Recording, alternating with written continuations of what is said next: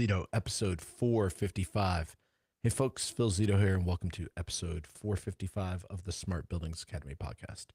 In this episode, we're going to be starting a series on skills related to building automation management slash ownership. So if you are a manager, if you're a BAS building manager, a contractor manager, if you're a business owner, all of those roles will kind of apply to this series. And if you're in general just trying to learn more about holistic management, this series will be beneficial to you. I'm far from an expert in a lot of these areas that we're going to cover, but we'll be working on bringing on folks who are experts into this series. As always, everything's available at podcast.smartbuildingsacademy.com/455. Once again, that is podcast.smartbuildingsacademy.com/455. If you find this valuable and you're watching on YouTube, hit the subscribe button and the notification bell. If you're on LinkedIn or Facebook, please consider sharing this with your network. And if you're on Spotify or Apple Podcasts, please consider leaving us a 5-star review. All right, so I recently got back from the Honeywell Partner Conference. I've been traveling the past 2 weeks. I did the Siemens Partner Conference last week, or the week before last, and I did the Honeywell Partner Conference last week. Had a lot of good discussions. There was a breakout session about actually talent in great depth. They were talking about how do we get talent, where do we get talent. You can imagine I was on the edge of my seat during that one. I didn't want to go and inject myself into that. I thought it would be disrespectful to really pitch the services of our company, but it was interesting to hear how many business owners were in there and they were struggling with talent. But then as I got to talking to them, they were struggling with a lot of other areas, which brought about my own things that I've been working through. You know, I don't know if I've shared it on this podcast. It's kind of one of the things after you've done 400 plus episodes, you forget what you've shared and what you haven't. But being a business owner myself has been quite a journey for me. It is, you know, a constant kind of towing the line of feeling like you don't know what you're doing exciting new things, and then stumbling into areas of confidence and competence along the way. So as I sat down and started talking with these business owners, and folks who lead building automation teams, both on the contractor and owner side, started to hear a lot of the common themes. And because of that, I built out this list that you can't see right now, but I can see on my screen. And this list is essentially, and I'm just going to double check, make sure everything's going well, make sure we're live on LinkedIn because we've been having some issues with LinkedIn. Okay, we're live, we're working. And let me just make sure the sound works too. Yeah, we're good. Okay, cool. So, like I was saying, I created this list of different areas that I myself have seen, both as a former manager and now a business owner, as areas that I have to interact with on a day-to-day basis. And this is in no particular order, but we're going to start off with finance. I'm going to take you through this list. Feel free to write it down, as well as I'll give brief descriptions of why I think each area is important from a manager and a business owner perspective. And then over the next several months, we'll be bringing in people who will be able to talk about this. Some of those folks will be from my organization. Some will be from outside organizations. Some might be myself, especially when it gets into more of the talent training and development side of things. But we'll start off with finance. You either love or hate finance. At the end of the day, I've yet to run into a business owner whose business collapsed for anything other than lack of revenue. I mean, sure, there's certain situations where there's family health issues or things and the business just dissolves. But even in those cases, if the business was profitable, it's an exit or a sell or an acquisition. It's not typically a dissolution. The companies that I see that actually dissolve, those tend to be due to poor revenue management, for lack of a better word. At the end of the day, as a business leader, and this is true, like if you think about it in your own household, and that's what you'll see a lot of the things that we practice in our own lives and in our own household. Those same systems, those same architectures exist in business just at a greater scale. But at the end of the day, you need to have proper finance knowledge and understanding and management in order to keep your business profitable. I talk about this all the time when I talk about project management, that project managers should be looking at their projects as little mini profit and loss centers. Uh, but the same is true for business owners as well. So I break finance into kind of 6 areas, and this isn't an exhaustive list. By all means, if you could think of something else, throw it into the chat. I'd love to kind of add that to my list, but this is what I see. First off is financial planning.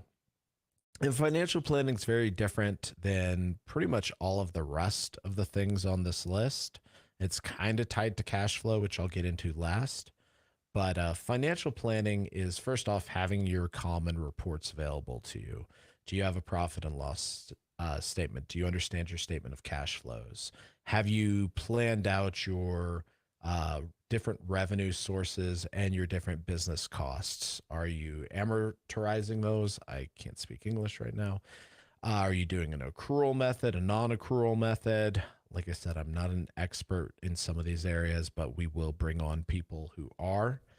But financial planning is something that I've really, as we've grown into a multiple 7-figure business now, I've had to go and figure out a lot of financial aspects, especially with our growth goals being much more aggressive than that in the very near future. I've had to figure out kind of what do I need to do? Where do I need to allocate revenue? Where do I need to invest? Where do I need to set aside revenue? All of that comes into financial planning. I don't want you to think of this as like a financial planner who's helping you make stock picks or investments. This is more short term. What does our capital budget look like for this year? What does our operational budget look like? Where are we going and investing our dollars? And then financial reporting. A constant fear of mine as a business owner is getting audited. I don't want to deal with that. At times I feel like we overpay taxes even because I just don't want to deal with the headache. I'm trying to run a business, trying to go and build something that hasn't been built before. And the thought of going and having to deal with that sort of headache it's painful. And I feel for contractors and business owners and facility leaders as well, because at the end of the day, our finances as a training organization are pretty simple. We have salaries, we have cost of goods, we have sales, we have certain materials, but we don't really have subcontractors. Everyone's a Smart Buildings Academy employee. At the end of the day, not a lot of tax write-offs because we're a remote training organization. So our financial reporting is actually relatively simple, all things being considered. But for those of you who are contractors, there's a lot to it. How do you write off your tools? How do you write off your trucks? How do you depreciate them? How do you depreciate buildings? Do you lease a building? Do you own a building? How do you go and deal with all these things? That's really important. And it's something that, like I said, we'll bring in someone to talk about that. Forecasting out revenue, forecasting out labor, forecasting out billings. That's all really important. We've beat that to death in previous episodes, but if you don't understand proper forecasting, which is going to tie to kind of the tools and organizational and operational structures later in this episode, forecasting is something you should be doing on a regular basis. I run into way too many contractors and way too many companies that they close a deal and they need to get a bunch of people up to speed really fast, which is good for our company. I mean, we're really good at going and training people super quick, but at the same time, a lot of this, as I dig in, could have been avoided with proper labor forecasting. Understanding your tax structures. I'm not going to dive too terribly deep on this, but if you do own your own business, if you're an independent contractor, I would highly encourage you to look into like LLCS corps. There's some definite tax benefits. Anyone who's been a business owner, we pay a ridiculous amount of taxes. Anyone who says that, business owners don't, they have never been a business owner. Is we pay extreme amount of taxes. We get double whacked. We have to pay the business's portion and the employee's portion of taxes, and it's a nightmare. And that's just stateside. I can only imagine it's worse in other countries where they have a much more aggressive tax system. Understanding your ability to finance. I've met a lot of business owners that don't understand what an SBA loan, not Smart Buildings Academy loan, but a small business administration loan is. They don't understand the difference between line of credit and term loans. They don't understand their abilities to self-finance, to finance through friends, or to take outside investment. They don't understand any of that. I myself am still learning, but I've fortunately learned enough to be able to, in the beginning, kind of make sure we had proper cash flow in our business, which cash flow is the end of the day. That's what finance comes down to. It all comes down to cash flow. If you are going to go and run a business, you need to have more revenue coming in the door than expenses going out, which would give you positive cash flow, positive trade working capital. That way you are able to go and keep your business afloat. There's nothing scarier than hiring your first employee when you're a small business and really like, how am I going to fund this person? Do I have enough set aside? And then as you grow it, your burn rate, your rate at which you burn through your cash, it is amazing how quick that can grow if you're not really disciplined in what you expand into, how you go and build your business, what systems you take on. Because while labor is the primary cost in our business and most businesses I work with, labor is their primary cost structure or expense rather. I will say though, tools and software, they're increasingly becoming more expensive because as you grow, you'll start to find tools and software that really will enable you to scale your business, but they'll also scale your costs at the same time. Switching to the complete opposite end of the spectrum, operations. If you do not have an organizational structure, if you do not have operational processes, documents, and systems, you are behind the curve. I often meet people who will say, Phil, it's just me and two other people. We started the business. We're trying to grow and I'm doing everything right now. I don't have time for organizational structure. I hear you, but you're never going to have time for organizational structure. This myth that somehow when you have 10, 20, 50, 100 people, you're going to be less busy, things are going to be easier is never true. It's never proven true. Every time we've added headcount, we've gotten more busy. If you're a good business owner, you'll never have a shortage of good ideas.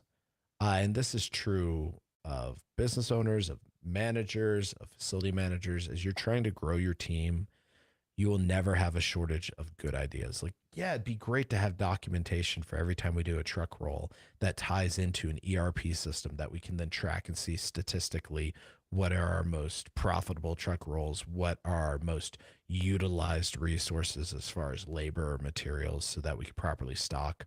That'd be great to have. But if you don't put that in place when you have one service tech, good luck doing that when you have 100 service techs. It's going to be a freaking nightmare because honestly, rolling out organizational structures, processes, documents, and systems, operational processes, documents, and systems is not hard.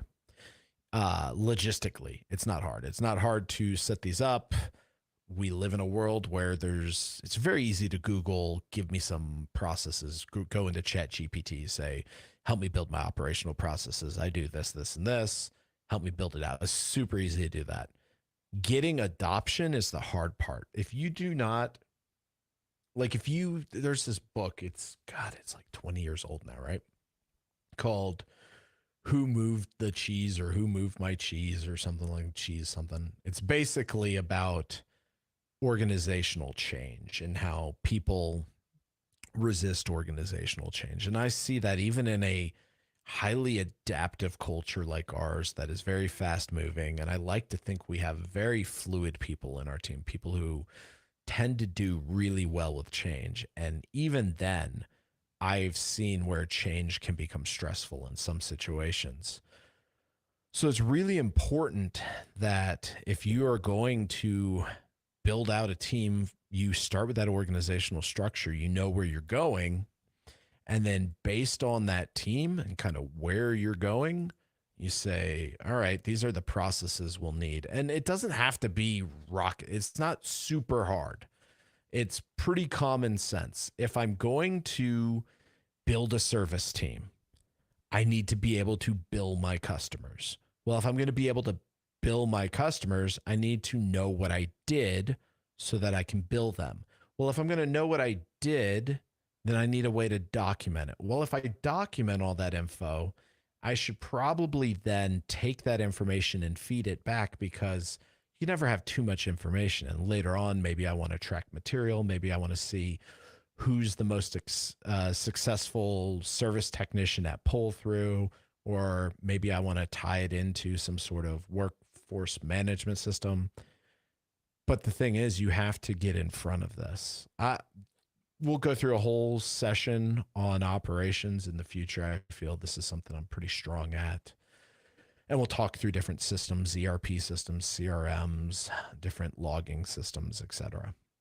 Then sales. So if what I said is true, which I believe it is, that most businesses die because of lack of revenue and too much expenses, how do you deal with that? You deal with that with an effective sales strategy. I can't tell you how many organizations we talk to on a regular basis do not have a CRM. That's a way of storing your contacts, your sales efforts, your sales contacts. We use HubSpot.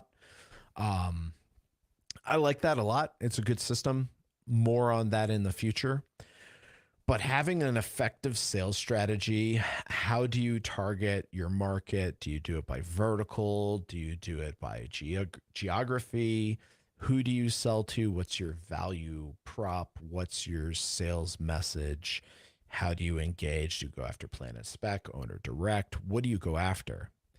Then once you have that sales strategy kind of in play, you actually have to have a way to do sales management. That's where, in my opinion, the CRM is invaluable, because then you can automate, like, I need to follow up with this level of customer every 3 months, this level of customer every year, this level of customer every month. You can do all sorts of things like pricing strategies. You can look logistically or analytically at what spend customers make. So you can actually start to, God, my data guy's going to kill me because I'm going to butcher this. It's not bifurcate. I think it's bifurcate. You can actually start to segment your market and say, okay, these people tend to buy within this time period. They tend to spend this much. It tends to take this many sales touches and sales engagements. We tend to make this booked margin. We tend to make this executed margin. And based on that, you can create pricing strategies. You can do sales incentive planning to drive behavior. This is also a whole nother topic that we'll bring in some experts to talk about, but sales is the lifeblood of your business. And without it, you are going to really struggle to go and grow at any level of scale. Which this brings us to legal, my favorite area to focus on. None of this matters if you get sued. Bifurcate is the correct word? Oh, thank you, Samir. All right.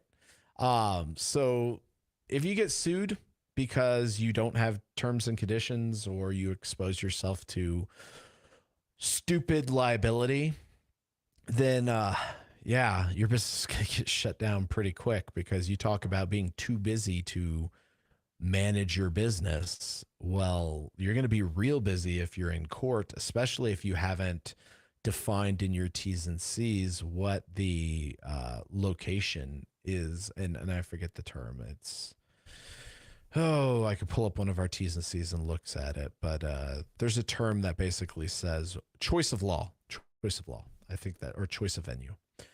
And that is where you're going to go and try anything. And you can actually kind of cut it down to the individual court, the county, the state, etc.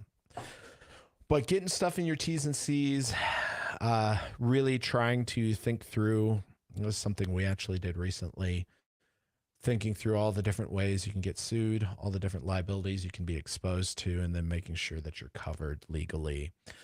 Making sure that you've done a risk analysis of your business. How do people interface with us? What does that look like from a data privacy perspective, from a point of sale perspective?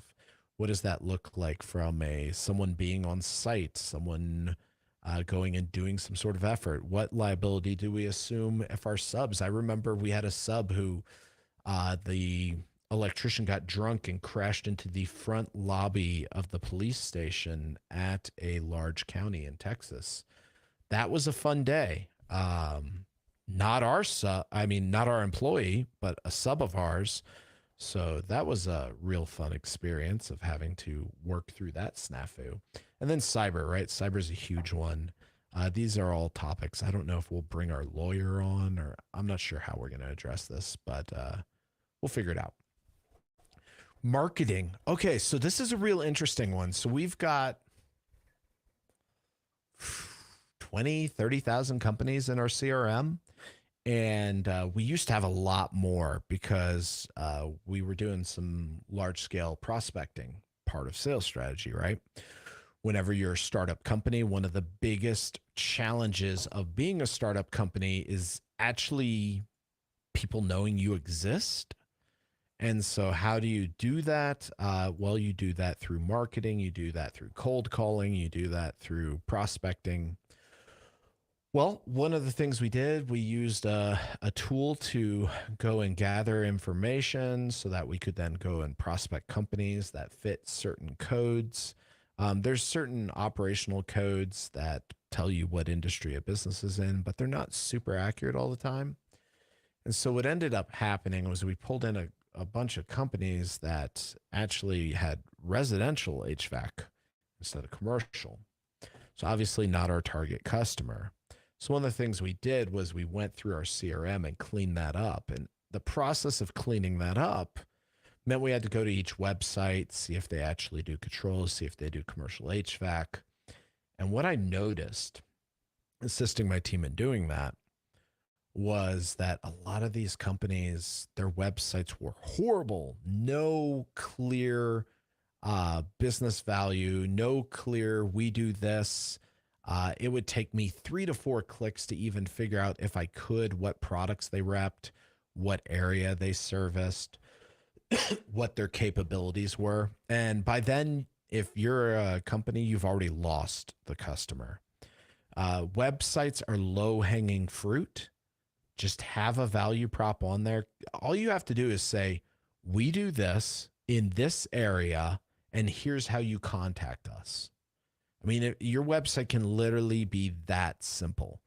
We install controls in this area, and we do it for this vertical market, etc. And just put that in there, and I will tell you personally, having looked at thousands of websites, you will stand out above many, many, many people because your history of your company is great. It does not answer my question of what do you do, where do you service, and how do I get in touch with you? If you answered those questions, then I will dig deeper into what are your values, what projects have you done, etc. But if I can't tell if you do web control or facility explorer or you install whatever system easily, then I'm just going to move on.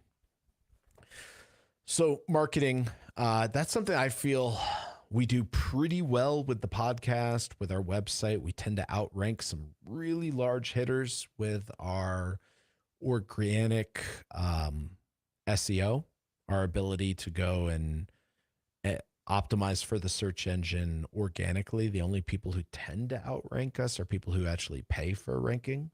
So I'm pretty proud of that. That's kind of cool. Business management is another area I would say is huge and is an area that a lot of people I see not thinking about. It's overwhelming. I get it. It is completely overwhelming managing a business while also trying to grow a business. There's that old saying of work on your business instead of in your business. And it's pretty trite. It's kind of, I think it's from E-Myth, if I remember correctly. But a solid CRM, HubSpot, like I said, is my preferred one. Salesforce also works. There's all sorts of others. That is, in my world, critical because we have a very high transaction rate for our sales efforts. We reach out to a lot of customers. We have a lot of customers, and tracking all of that is a nightmare if you don't have a CRM. ERP is important. That's enterprise resource planning for contractors, for facility managers, folks like that. I will tell you, I am far from an expert in ERP. All the ERPs I've ever dealt with were built by an OEM for an OEM. So I never really got to deal with anything outside in the market. Having things for books, QuickBooks, things of that nature, having a business continuity plan, key man insurance, all of that fun stuff, and succession planning. What happens if you die? What happens if you want to sell? What happens if you want to exit the business?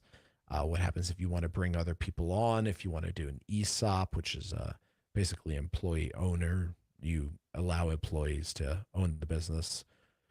All of these are topics in and of itself that you should be considering as a business owner. We'll get to the last two buckets here, and then I'll open the floor for any questions. And you all let me know if this series seems like a great idea or if this series seems like something that we really should just not do because it doesn't seem interesting. I mean, it's interesting to me. If I'm completely transparent, this is partially for me to just shore up gaps in areas that I see as a business owner myself having. Leadership skills are huge. I don't believe anyone is born a leader. I think people tend to have more natural temperaments to leaders. They have maybe less stress and concern about being direct, but then with that, they're maybe less emotive and understanding. So there's always areas you can grow in your leadership skills. For me personally, delegation, communication, and accountability are big areas that I still see myself needing to grow in. Driving accountability, proper communication, clear communication. You would think after 400 plus podcast episodes, I'd be a clear communicator. But I still find that what I think I'm saying, people misunderstand, or more likely, I just didn't communicate clearly. And negotiations, that's huge. I believe everything's negotiable. I tend to find that if you understand what people want and you know what you want, you can tend to find a win-win solution, going to that kind of Stephen Covey philosophy of win-win or no deal. So negotiations is huge. And then people stuff. I saved this for the last, but it is incredibly important. It's all well and good if you build this amazingly revenuing business that's super cash flow positive, great success with customers and selling. But if you keep churning people, eventually that will degrade and you will not be able to hold on to those customers. So HR policies, I freaking hate HR policies, but I've learned that basically they're a necessary evil. It's not because people do wrong by you. I mean, sure, that happens sometimes, but most of the time it's rather to just avoid friction. I tend to find people want to do the right thing. I tend to be pretty positive, but if you lay out expectations, it tends to avoid friction and avoid conflict that's unnecessary. Employee retention is huge. There's this Maslow hierarchy of needs, and I'm butchering it here, but essentially, shelter, food, all that is at the bottom. I would say from a employee hierarchy of needs, salary tends to be at the bottom. Everyone has a baseline salary, at which point, yeah, it's great to make more money, and salespeople tend to be more monetarily driven than maybe an operations person. But there is a baseline salary expectation that if you hit it, then the most important things actually become talent management, understanding people's personal areas they want to grow in, people being able to feel like they're making a difference, feeling like you're understood and appreciated. These are all keys to employee retention. It's easy to meet the salary requirement in most cases. You just up your sales effort, raise your prices, etc., reduce your costs. It's harder to do the talent management, to do the praise, especially if you're like me, you're high on the D on the DISC behavioral assessment. And I tend to not express a lot of praise. I just tend to be like, you're still here. So obviously, I appreciate you. That's not the best way to go about things. I do tend on one to give praise and, positive feedback. And I really do appreciate what people do, but I don't tend to do it in public. It's not that I take credit for things. I don't. I always give credit to others, even sometimes when, I probably should take credit, but it's more that like making the positive outreach, it's more difficult for me personally. I tend to find a lot of business owners are in that same bucket, but it's really important. Having a talent management strategy and a talent planning strategy. So talent planning will include the hiring, the training, and the retention. Whereas talent management, in my opinion, is managing the existing talent. You could argue over the nuance of the words and what is what, but these are all critical areas that I find very important to our business success. So for those of you who are still here, I appreciate you taking this in.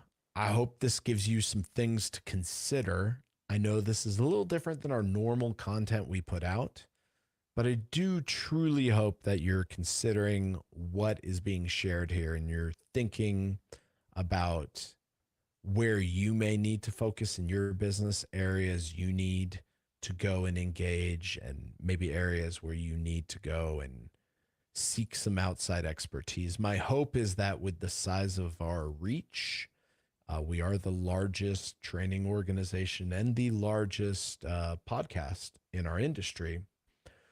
My hope is that we'll be able to tap into some resources that have far greater expertise in these areas than I do, and we'll be able to bring them to you from an educational perspective. I'd be very interested in hearing your comments in the comment section on, did you find this valuable? Was this an area where you're thinking to yourself, this is something that I want to see more of? Or do you think this is kind of, excuse me, off in left field for us and something that maybe you're like, why are you doing this?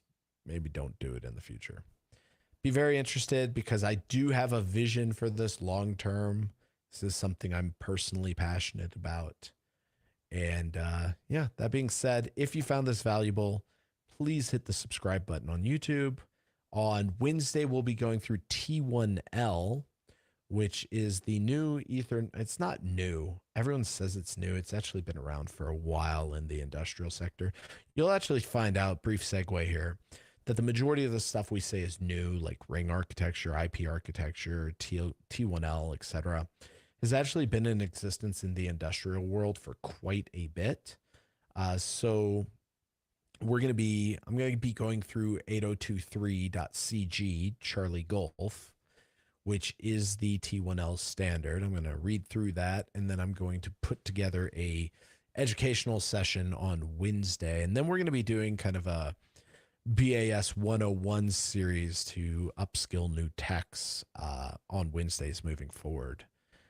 That being said, if you found this valuable, hit YouTube, hit subscribe, hit the notification bell, Facebook, LinkedIn.